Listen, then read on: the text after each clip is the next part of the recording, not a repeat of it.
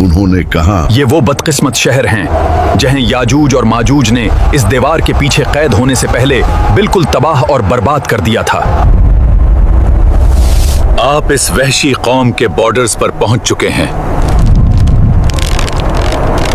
اور اب ان کا اگلا پڑاؤ وہ پراسرار دیوار تھی جس کے پیچھے سے کیا خوفناک آوازیں ان کا انتظار کر رہی تھیں، اس کا تصور بھی وہ نہیں کر سکتے تھے۔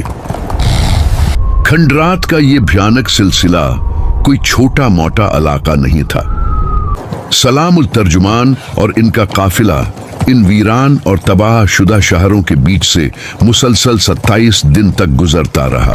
ہر گزرتا دن، ہر ٹوٹا ہوا مکان اور ہر ویران گلی ان کے دلوں میں یاجوج اور ماجوج کی درندگی اور وحشت کا نقشہ اور گہرا کر رہی تھی۔ یہ کیسی خونخوار مخلوق تھی جس نے اتنی بڑی تہذیب کو ایسے مٹایا تھا کہ صدیوں بعد بھی وہاں صرف موت کی بو آ رہی تھی۔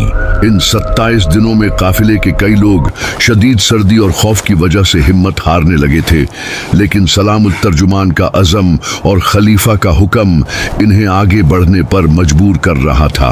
آخرکار یہ طویل اور جان لیوا ویرانہ ختم ہوا اور وہ ایک ایسے علاقے میں داخل ہوئے جہاں انہیں کچھ آبادی، سبزہ اور مضبوط قلعے نظر آئے۔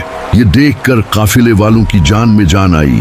یہ ایک پراسرار ریاست تھی جہاں کے لوگ عربی یا فارسی بالکل نہیں سمجھتے تھے، لیکن چونکہ سلام الترجمان کو 23 مختلف زبانیں آتی تھیں، اس لیے انہوں نے فوراً مقامی زبان میں وہاں کے لوگوں سے رابطہ کیا۔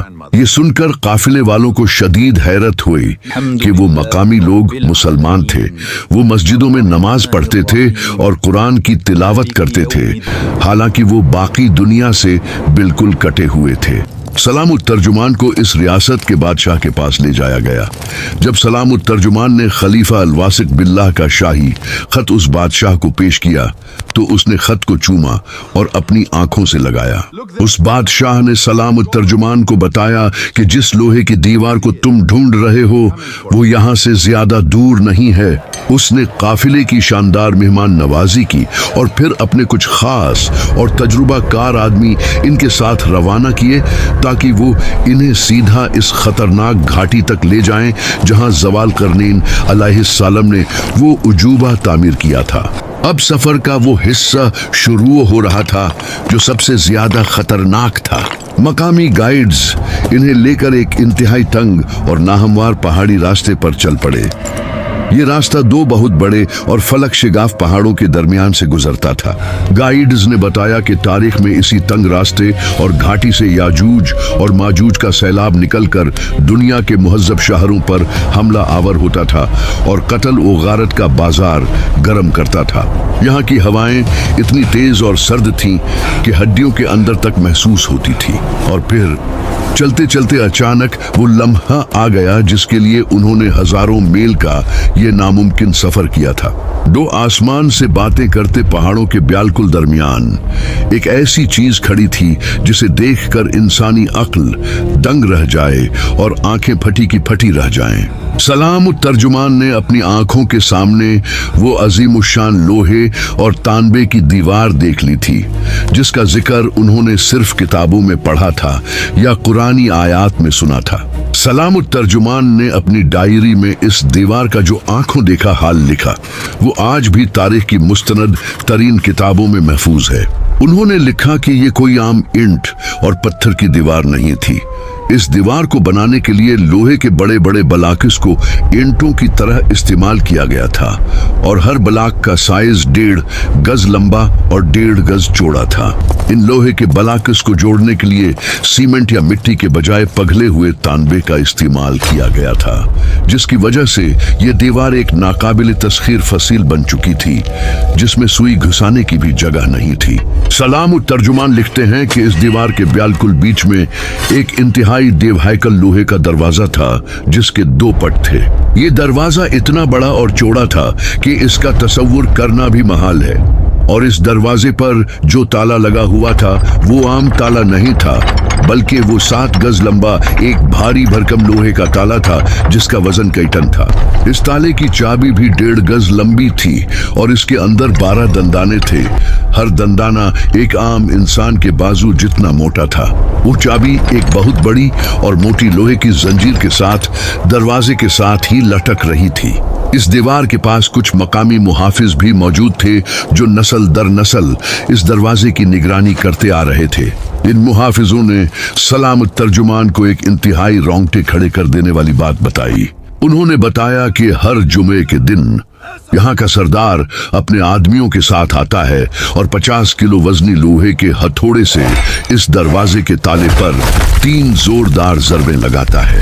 पहली ज़रब के बाद दीवार के पीछे से एक अजीब सी भनभनाहट की आवाज आती है।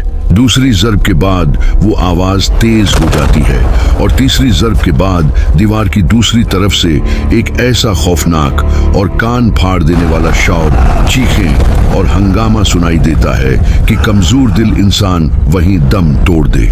मुहाफिजों ने बताया कि वो ये अमल इसलिए करते हैं ताकि याजूज और माजूज को ये एहसास रहे कि दरवाजे की इस तरफ अभी पहरेदार मौजूद हैं और साथ ही इन्हें भी यकीन रहिए कि वो वहशी दरंदे अभी तक दीवार के पीछे जिंदा हैं। जमीन वालों के बाद आसमान वाले भी मिट गए। अब इस पूरी कायनात के मालिक हम हैं। दूसरी जानब कोहे तूर की बुलंदो बाला और तनहा चोटी पर हजरत ईसा अलैहिस्सलाम और इनके मुट्ठी भर मोमिन साथी खौफ, भूख और प्यास के मुहासरे में होंगे। दिन गुजरते जाएंगे, राशन खत्म हो जाएगा और भूख की शिद्दत इतनी जानलेवा हो जाएगी कि माएँ अपने बिलखते बच्चों को तसल्ली देने से कासर होंगी। नौबत यहाँ तक आ जाएगी कि इनके नज़दीक एक बैल का कटा हुआ सर 100 तलाई सिक्कों से यानी सोने के दिनारों से भी ज्यादा कीमती और अजीज हो जाएगा।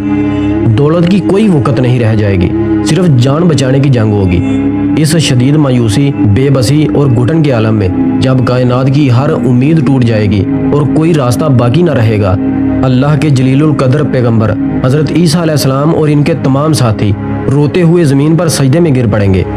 हजरत ईसा अलैहिस्सलाम आसमान की तरफ आंसू भरी आंखें उठाकर देखेंगे और दुआ करेंगे, ऐ परवरदिगार, ऐ कायनात के मालिक, हम बेबस हैं, हमारी ताकत जवाब दे चुकी है, ज़मीन तेरे जालिम दुश्मनों से भर गई है। ऐ रहम करने वाले, अब तेरी गैबी मदद के सिवा कोई हमारा आसरा नहीं। इनके पीछे मौजूद तमाम साथी रोते हुए सिसकियों के साथ पुकारेंगे, आमीन। अल्लाह हमारी मदद फरमा। इनकी आहों, आंसुओं और गिरियो जारी से आसमान के दरवाजे हिल जाएंगे। वो अपने रब को इंतहाई आजिज़ी से पुकारेंगे क्योंकि अल्लाह के सिवा ज़मीन पर अब इनका कोई मददगार नहीं होगा। और तब अर्शे बरी से रब्बे जलील का हुक्म आएगा। इस जालिम, सरकश और वैशी फौज को हलाक करने के लिए आसमान से कोई आग नहीं बरसेगी, ना कोई जल्जला आएगा और ना ही फरिश्तों की कोई तलवार चलेगी। अल्लाह ताला जिसकी ताकत के सामने कायनात की बड़ी से बड़ी ताकत अपने घुटने टेक देती है। सबसे पहले इनका सामना दुनिया के पानी के ज़खायर से होगा जो पल भर में खत्म होंगे। इनका पहला लश्कर बुहैरा तबरिया यानी सी ऑफ गैलीली पर पहुंचेगा। इस लश्कर की तादाद इतनी होगी कि वो उस पूरे समंदर का पानी पी जाएंगे। जब दूसरा लश्कर वहां पहुंचेगा तो वो हैरत से कहेगा कि यहाँ कभी पानी हुआ करता था। इनकी प्यास और इनकी भूख दुनिया के ज़खायर को पल भर में चट कर जाएगी। इनका खौफ इतना होगा कि लोग अपने घरों और किलों में कैद होकर रह जाएंगे। शहर के शहर उजाड़ दिए जाएंगे और हरियाली का नामो निशान मिट जाएगा। ये वो वक्त होगा जब हजरत ईसा अलैहिस्सलाम दज्जाल को कत्ल कर चुके होंगे। हजरत ईसा अलैहिस्सलाम को अल्लाह हुक्म देगा कि मेरे बंदों को कोहे तूर पर ले जाओ, क्योंकि याजूज माजूज से लड़ने की ताकत उस वक्त दुनिया में किसी के पास नहीं होगी। ये दुनिया पर इनकी मुकम्मल हुकूमत और तकब्बुल का उरूज होगा। जब वो पूरी जमीन पर कब्जा कर लेंगे तो उनका तकब्बुर आसमान को छूने लगेगा। वो कहेंगे, हमने जमीन वालों को खत्म कर दिया, अब आसमान वालों की बारी है।